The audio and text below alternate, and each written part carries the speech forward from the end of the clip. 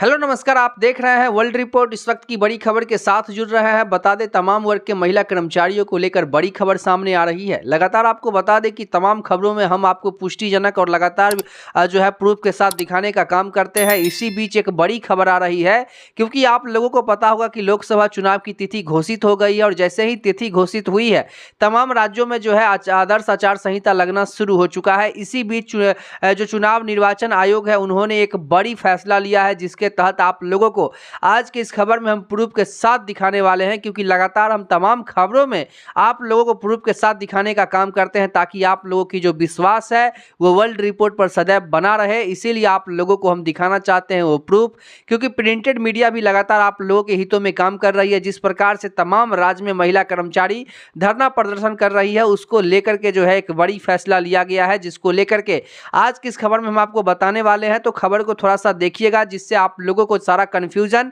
सारा संशय आप लोगों की दूर हो जाएगी। क्योंकि स्पष्ट रूप से तमाम महिला कर्मचारी, चाहे आशा कार्यकर्ता हो, आंगनबाड़ी सेविका हो, आशा फैसिलिटेटर हो, वैक्सीन कुरियर हो, ममता दीदी हो, जीविका दीदी हो, तमाम सेविका सहायिका सहित जितने भी एएनएम और एनएचएम के कर्मचारी हैं, लगातार जो तमाम राज्यों के ये महिला कर्मचारी धरना प्रदर्शन कर रही थी सरकार के खिलाफ। और कम से कम वो अपेक्षा कर रही थी कि सरकार 600 रुपये प्रतिदिन के हिसाब से हम लोगों को 18,000 रुपये प्रति माह मानदेय दे, जिसको लेकर के वो लोग जो लगातार धरना प्रदर्शन कर रही थी। जिसके बाद जो है चुनाव निर्वाचन आयोग ने एक बड़ा फैसला लिया है लोकसभा चुनाव से पहले, कि उन्होंने स्पष्ट रूप से कह दिया है कि आंगनवाड़ी कार्यकर्ता सहित जितने भी महिला कर्मचारी हैं बनेंगे विशेष पुलिस अधिकारी। चुनाव आयोग ने जारी किया पत्र, पहली बार लिया है ये बड़ा फैसला।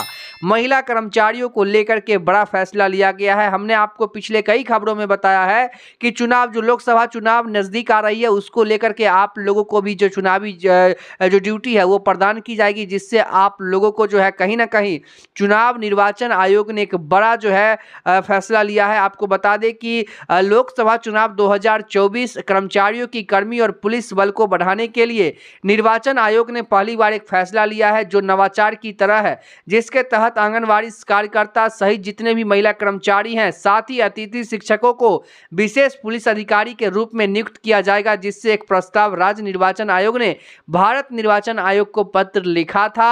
और लगातार आपको बता दें कि ये लोकसभा चुनाव तमाम राज्यों में होगी, इसीलिए तमाम राज्य के महिला कर्मचारियों को लेकर के ये फैसला लिया गया है।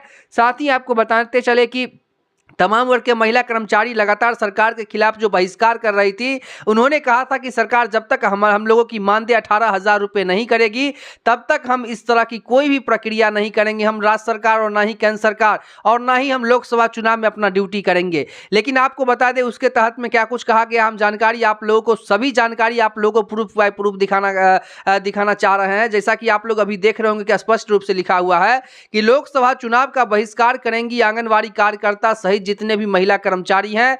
तो आपको बता दें कि इसमें स्पष्ट रूप से लिखा हुआ है कि 18,000 रुपये मासिक मानदेय करने समेत विभिन्न मांगों को लेकर आंगनबाड़ी कार्यकर्ताओं का कार्य बहिष्कार जारी है।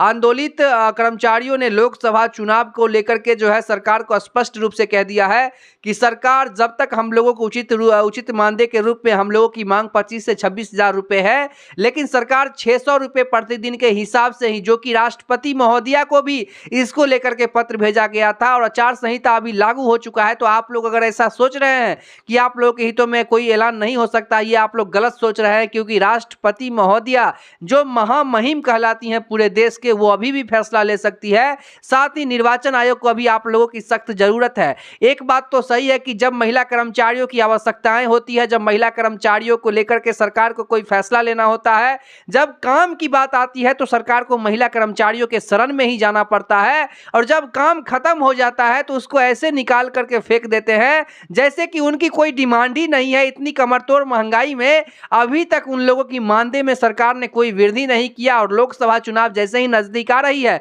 तो तमाम महिला कर्मचारियों को फिर से सरकार को याद आना शुरू हो चुका है। जबकि महिला कर्मचारी लगभग 2 से 3 महीने से लगातार तमाम राज्यों के महिला कर्मचारी अपने घर को छोड़ करके और सड़क पर लगातार धरना प्रदर्शन कर रही हैं, लेकिन सरकार को इसके लिए कोई भी जो है मंशा और कोई भी संशय नहीं किया है। और लेकिन जो निर्वाचन आयोग है उन्होंने स्पष्ट रूप से जो है कह दिया है कि महिला कर्मचारियों को लेकर के जो ये फैसिलिटी कर रहे हैं।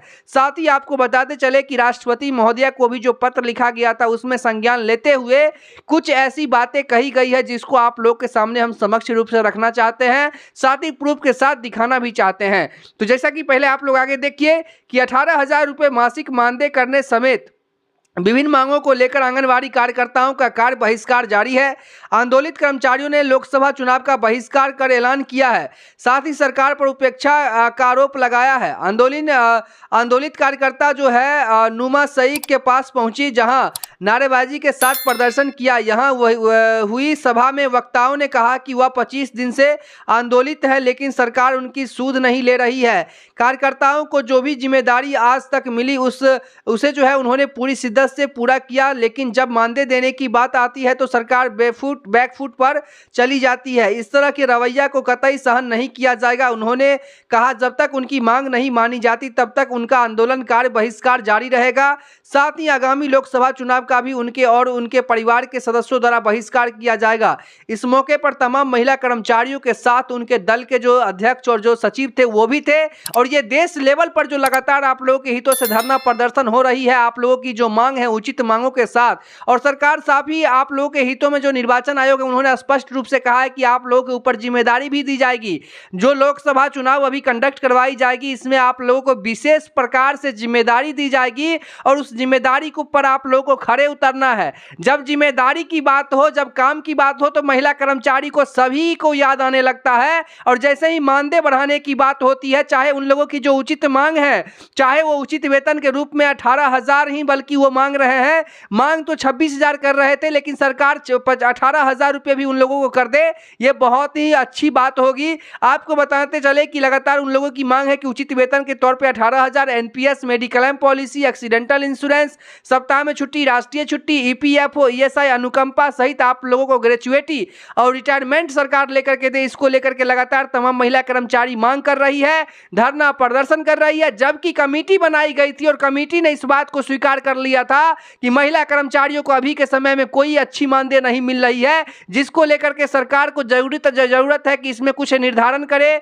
इस पर कुछ जरूरत से विचार करे, क्योंकि महिला कर्मचारी इस कमरतोड़ महंगाई में लगातार अपने रोजमर्रा की जिंदगी से जूझ रही है। उनको सही उनका हक मिलना चाहिए। अभी लोकसभा चुनाव नजदीक आ रही है तो महिला कर्मचारियों को काम पर फिर से बुलाने के लिए सरकार को नोटिस जारी कर रही है, लेकिन महिला कर्मचारी जो भूख हड़ताल कर रही है, अपने मांगों को लेकर के आंदोलन कर रही है, कहीं ना कहीं सरकार इससे बचती नजर आ रही है। और जब ये आचार संहिता नहीं लागू था फिर भी महिला कर्मचारी अपने लेकर के जो है लगातार धरना प्रदर्शन करती रही है, लेकिन सरकार उनकी बातों को कभी नहीं सुना है। आपको बताते चले कि महिला कर्मचारी अभी भी कह रही है और उनके परिवार के सदस्य भी उसमें शामिल होंगे, और तमाम महिला कर्मचारी बोली है कि हम कार्य बहिष्कार के साथ साथ हम लोग के जो फैमिली है, हम लोग के जो फैमिली मेंबर्स हैं, उन सभी को जो है वो सभी जो है वोट को बहिष्कार करेंगे, वो वोट देने के लिए नहीं जाएंगे। इस प्रकार की प्रतिक्रिया महिला कर्मचारी दे रहे हैं। अब आगे देखते हैं कि क्या कुछ होता है।